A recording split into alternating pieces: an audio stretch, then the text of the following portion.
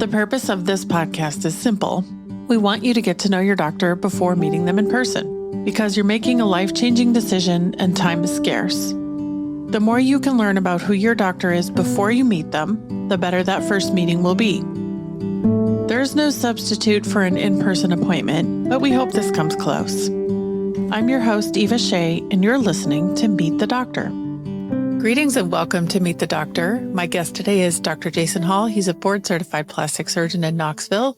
Known him for a long time, and he also has an amazing podcast called The Trillium Show.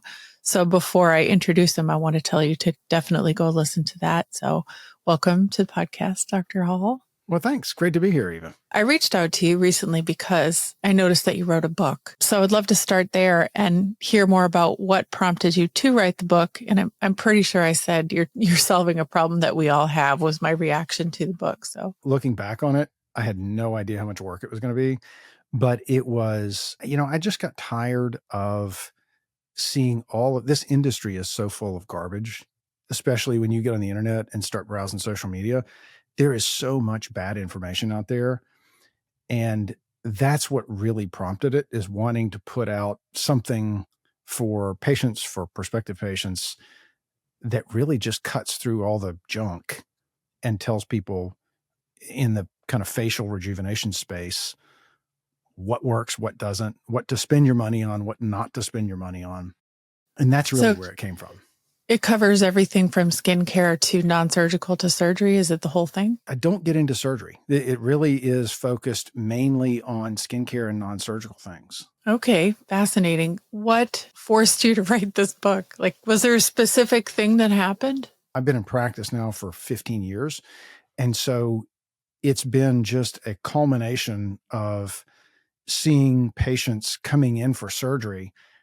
And so many of my surgical, my facelift and eyelids and brows, so many of those patients have gone hither and yon and have spent thousands and thousands of dollars and still end up in my office and say, well, I tried X, Y, or Z, didn't work, didn't accomplish what I was looking for. What are some of the biggest scams that you've seen? I don't want to call it scams because I think the things out there work. All of the things that are out there have some utility. There are obvious exceptions to that, in my opinion, but a good example is the kind of middle-aged, my demographic, 40 and 50-year-old who comes in for neck rejuvenation, who's spent $5,000, $6,000 on oil therapy or cool sculpting. It's a matter of either wrong diagnosis or right diagnosis, wrong plan. Do you think that we try to diagnose ourselves first? I talk about that in the book. I refer to it as Burger King medicine. You get it your way right away, even if it's bad for you. Patients come in, they Google up a symptom. They come in and say, well, I want cool sculpting. I want oil therapy because I saw that this gets rid of my neck. Somebody says, well, great. We've got oil therapy for sale this month. I can get you a deal on that. Instead of backing up and remembering that cosmetic surgery and cosmetic medicine is still medicine. You're still supposed to diagnose before you treat a problem. That part of it seems to be forgotten or underappreciated. Now, there are certainly lots of injectors out there and physicians out there that prioritize that. And you can see that with some of the content that people are putting out. Chris Subio being the first, who really is into educating on proper diagnosis and choosing the right treatment plans. But a lot of the social media stuff that comes out in the aesthetic space is ads, is just trying to sell something. Have you been watching The Pit on Max? I haven't. What it's is that? It's got Noah Wiley in it. Remember when he was on ER when he was super young? Yeah. Well, now he's got a new hospital show on Max. There was an episode the other day where the social media influencer came in. They thought she was having like a schizophrenic episode, and it turns out she was just poisoned by her skincare cream. I'm not sure. I haven't seen that yet, but I'm sure it's coming. It was not from the United States. They made sure that the story was accurate. It was like she was getting it overseas somewhere and then trying to make money on it by making TikToks. Yep. It happened. And I talk about that, about buying stuff online from influencers. And not to pick on anybody, but there is a trend out there. You look at the skincare market, and it's $1 billion market. The influencers, with white labeled products that come from one of a handful of labs around the world, you can't tell me that some influencer has spent more time and knows more about the skin than the PhD scientists at Alastin or Skin Medica. No way. I remember having a terrible rosacea flare and going to finally like getting off my butt and not diagnosing myself and going to a real dermatologist. And she made me stop everything. And she put me on Vanicream and CeraVe. And that was it. And nothing else. Like she was like, you have to stop using everything so we can figure out what's going on. Yeah. And what happened? I got better very quickly. Like within a week, it went away. Mm-hmm. She did give me something later that treated it more, but everything calmed down very quickly. But if you are using all kinds of things, you have no idea what's working or not working or causing you an issue. That's kind of the thrust of the end of the book. I have kind of a plan at the end of the book. I put it together for people, not sure I'd love for them to come to my office and spend their money with us, but you can take it wherever you want to and kind of go through the different areas of aging that you're concerned with and kind of see, this is kind of what works. This is why you're seeing what you're seeing. And these are the things that work. They're scientifically proven to treat that stuff. It's really interesting. I think the plan part is overlooked everywhere. Like everyone wants to talk about it, but nobody wants to give you a framework. So that's exciting, first of all. But then I'm curious, did you break the plan down by ages or by skin types, or how did you do that? I kind of picked 35 as the cut point. So there's the plan for the 35 and under, and then plan for the 35 and older, primarily because once we hit around 35, that's when you start seeing collagen loss in the skin and you start seeing loss of elasticity. Your skin starts to get thin. And so the over 35 set, and that's me, needs a different skincare plan than the under 35 set. So that's kind of where that line was drawn. And then going into skincare products and devices and things like that. If you're somebody who, like many people right now, is losing weight rapidly, how would you prevent your skin from unnecessarily looking bad if you're losing weight very quickly? I kind of talk about facial aging in 4 separate categories. You've got skin changes, you've got dynamic changes, you've got volume loss, and then gravity. Where we're really seeing the changes with these weight loss drugs is you're seeing changes in the skin and you're seeing changes in volume. So, your collagen boosting treatments, first off being nutrition, is just making sure you're getting enough protein. That is a huge one with all of these weight loss, either methods or drugs, is not suffering from protein malnutrition. Collagen supplementation, oral collagen supplementation has been shown to help.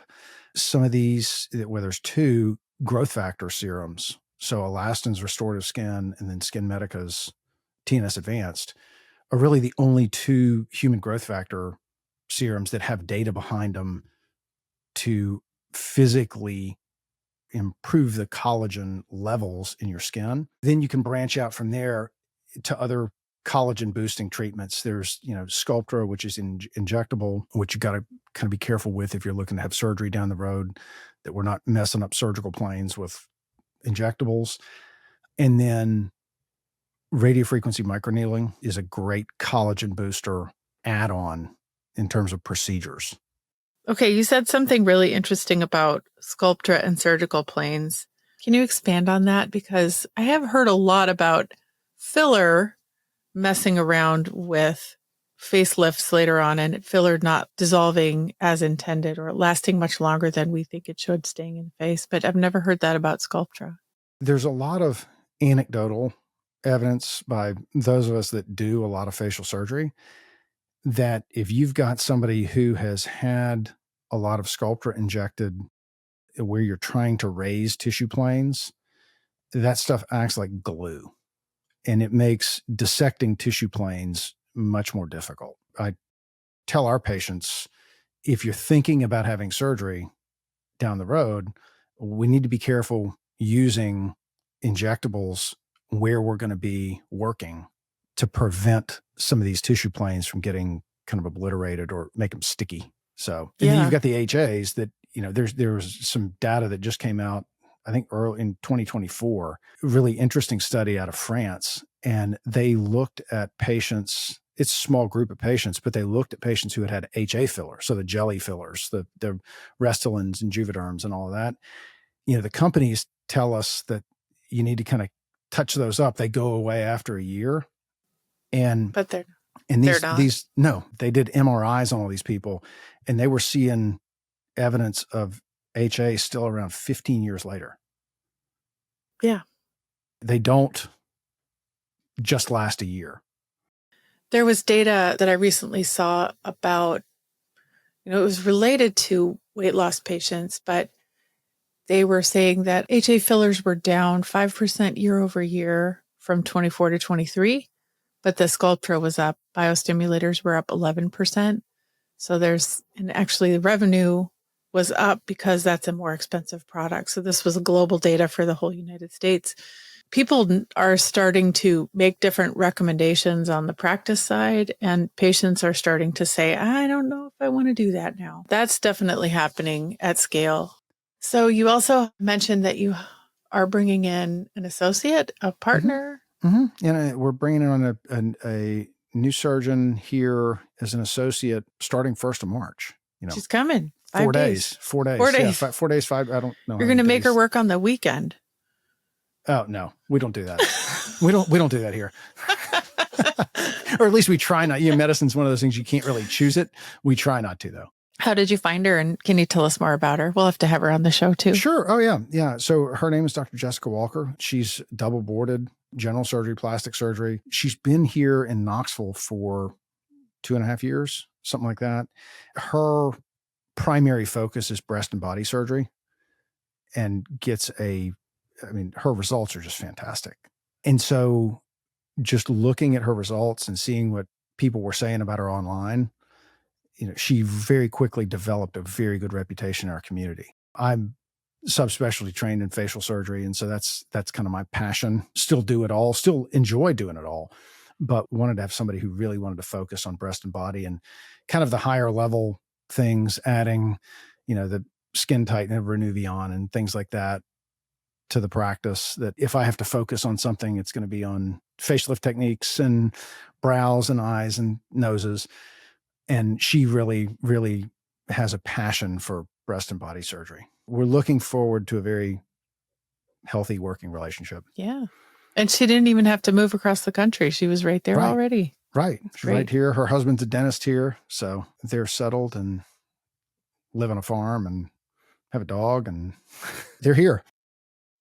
I'm so excited that you wrote a book. I'm going to check it out, and I'll write a review of the book for you, because I'm sure that will help too. Oh, I appreciate that very much.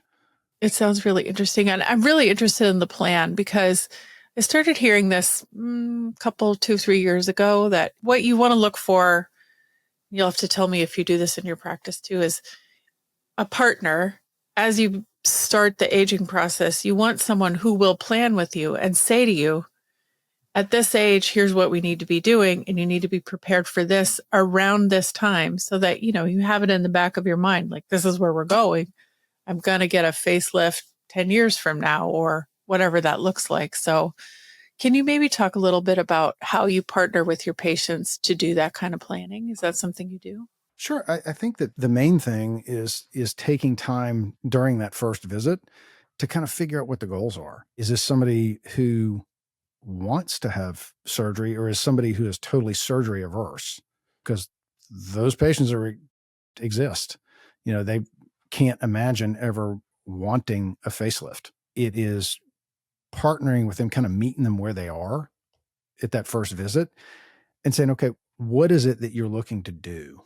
And let's see where you're starting. And then we can plot a course to kind of help get you where you want to be. Most of my patients are in their 30s and up, it's starting a good skincare plan. Is if they need a little bit of volume correction, planning what that looks like. Is it a teeny bit of filler under the eyes and the cheeks to kind of help restore some of that early volume loss? Are we starting to see gravitational changes? Yeah, maybe we are seeing some early jowling. We are seeing some early laxity in the skin or in the neck, and they need, something they've always dealt with, and that may be young neck lifts are a thing for people whose anatomy is right. Maybe that's the first place we go. I had a friend who at around 30 went down to UTMB and had a student do her neck lift because her neck was so bad at 30 that was about the only option she had. And I remember it had a huge impact on me because she looked amazing. It didn't go perfectly, but she was fine. Yeah. And we see that, in that younger demographic, isolated deep neck lift is a game changer. It totally changes the way people's lower face and neck look. What you see them coming in for, they say, I just want some liposuction here. That's where it starts. And those are the patients that come in at 30, 35 and say, well, I've spent $5,000 on cool sculpting and it didn't do anything. Well, that's because it's subplatysmal fat. It's under the platysma muscle. They've got hypertrophied muscles underneath. They've got a little deep fat pad. They've got submandibular gland ptosis. And you've got to reshape all that to get a good result. Lipo or cool sculpting isn't going to work. But you got to know what you're looking at and got to know what you're looking for. Yeah. What's that old saying? If all you have is a hammer, everything's a nail. Yep. That's the first quote of the first chapter of the book. Is it really? Yeah. I could have ghost written it for you. Yeah. Then I wouldn't have had the fun of writing, almost 300 pages. Yeah. Okay. So tell me about the process of writing the book. That's really interesting. It was exquisitely painful. It was exquisitely painful, because I'm in solo practice running a business with my wife. We've got 2 girls that are teenagers. And so we'd never stop moving and going. And so a lot of the writing was evenings, mornings, a lot of early mornings working on this. Did you type? Did you handwrite? Did you dictate? How did you do it? Dictating and typing. Yeah. Yeah. Quite a bit of the material came from podcast episodes that I'd done that was taking little bits, the 20-minute show here, 30-minute show there, 5-minute show somewhere else, and then combining a lot of that stuff into coherent chapters and kind of tying it all together. Having a podcast is one way to write a book because once you have enough episodes, especially if you started with the end in mind and knew you were going to do that, you could, I've thought about that a lot, in particular, that you could organize a podcast around being the foundation of a book at some point. Maybe your second book, you can do that. Just make a roadmap. Yeah. That'll be no great. way, even there's no second book. It's too early. I was laughing. I was telling some of my friends, they're like, oh, what's the second one going to be? And I said, I think it's kind of like very much reminiscent of my wife after our first daughter was born. Yeah. We're really glad that we had her, but she's like, I'm never doing that again. It takes some time and some distance and you forget the suffering. And then you're like, oh, well, we'll do that again. Yep. They're so cute and funny. You're like, we should double the fun. Yeah. Yeah, I know that after that first one, you ask all the time, you're looking around like, how do people do this more than once? Yeah. It makes no sense. And we did. We're in that boat. We were like, okay, we're a one and done. And then like, oh no, let's do it. We need another one. So, but I think I learned a lot in the process because I kind of started and just said, I'm going to do this, and didn't have a real strong outline, I just kind of started and ended up spending a lot of time going back and reconfiguring and editing and chopping things up. And so the next one, and if anybody out there is crazy enough to do this, get a good outline first. A strong outline will make the writing process a lot easier.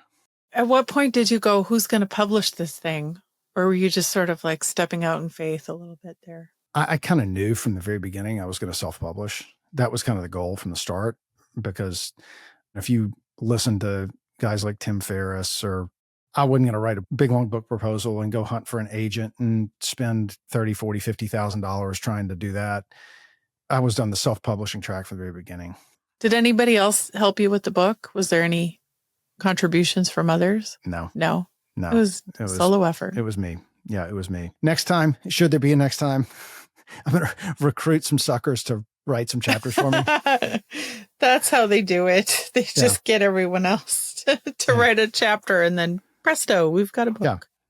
Yeah. I'll edit instead of writing every word. YouTube for the podcast, we jumped onto that platform right when they opened the podcast stuff. And that's been a neat tool to use to get the message out. Do patients come in saying, I found you on YouTube or watched your YouTube videos? They do.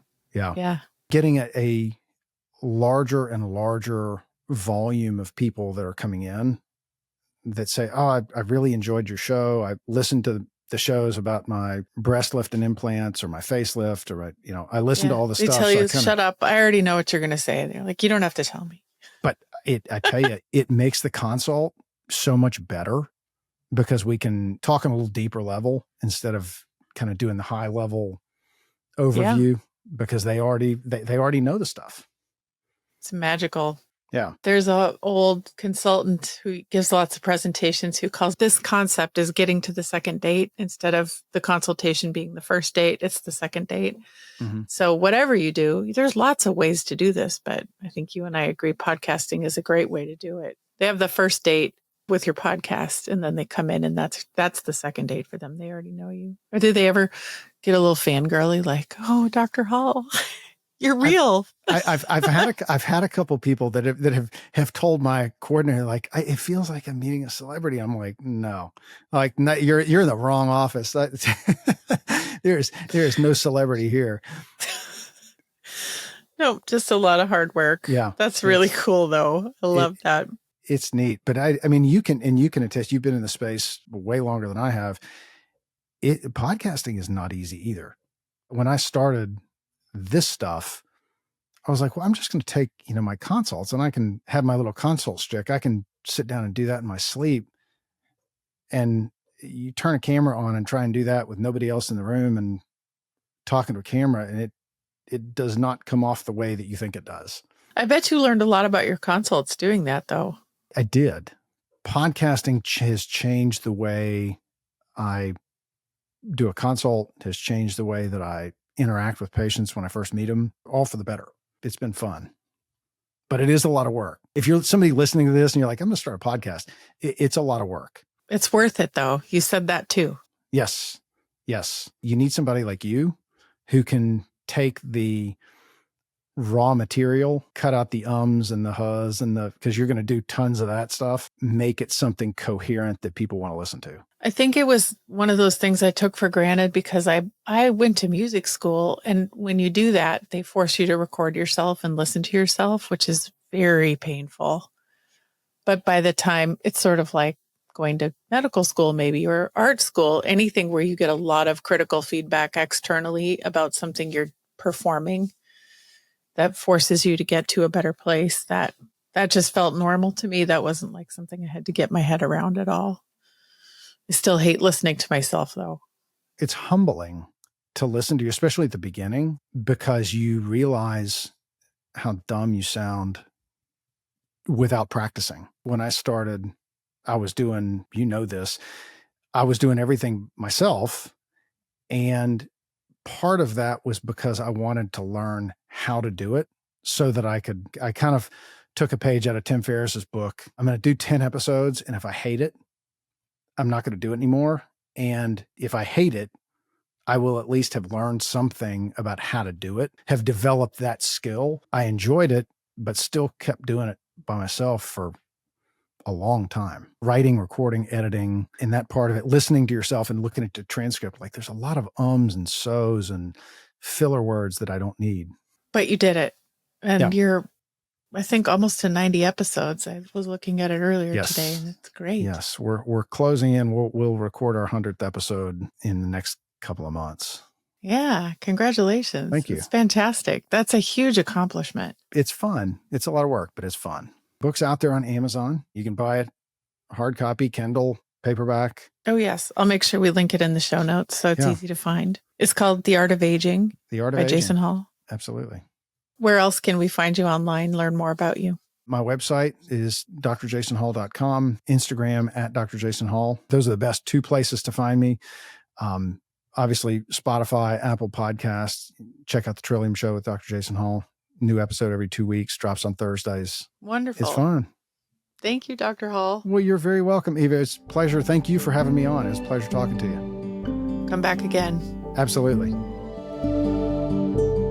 If you're considering making an appointment or are on your way to meet this doctor, be sure to let them know you heard them on the Meet the Doctor podcast. Check the show notes for links, including the doctor's website and Instagram, to learn more. Are you a doctor or do you know a doctor who'd like to be on the Meet the Doctor podcast? Book your free recording session at meetthedoctorpodcast.com. Meet the Doctor is made with love in Austin, Texas, and is a production of The Axis, TheAxis.io.